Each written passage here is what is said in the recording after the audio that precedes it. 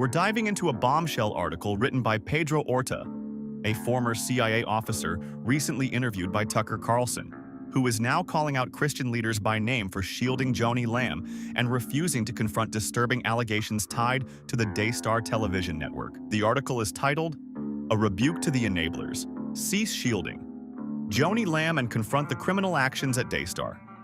It's a wake-up call, not just to Joni Lamb, but to every megachurch pastor and Christian media personality who's stayed silent, or worse, been complicit. Joni Lamb, president of a Christian media empire, stands accused by her own son, Jonathan Lamb, and his wife, Susie, of covering up the sexual abuse of their young daughter by a family member. The allegations are harrowing: a child violated, a mother and father seeking justice, and a grandmother allegedly suppressing the truth to protect the accused and preserve Daystar's image. Evidence accumulates: recordings of spiritual abuse, testimonies from counselors, and a reopened police investigation. Yet Joni denies it all, asserting that her son's accusations are a smear campaign arising from a power struggle. And what do we hear from the chorus of Christian leaders? Not a Nathan-like cry for righteousness, but a shameful clamor to defend Joni Lamb. You who remain silent, or worse, defend Joni Lamb, consider this. The recordings are incriminating.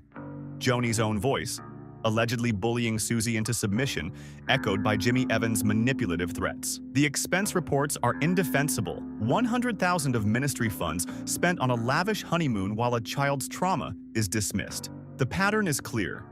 Power protects itself, and the vulnerable are sacrificed. This is not a family dispute or a misunderstanding. This is a sin and a crime crying out to heaven, and your refusal to confront it makes you complicit. Enough with the cowardice. Stop hiding behind the platitudes of forgiveness and restoration while the wound festers. Forgiveness does not mean silence in the face of unrepentant evil. Restoration does not mean shielding the powerful at the expense of the broken. The Lord sent Nathan to expose David's sin, not to coddle it.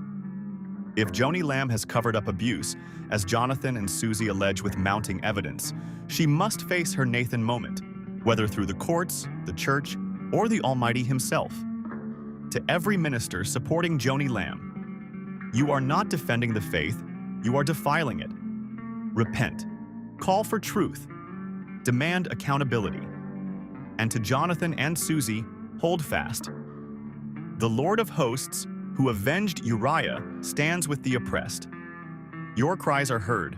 The day of reckoning is coming, for Daystar, for Joni, and for every leader who dares to label victims as the accusers of the brethren while shielding the guilty.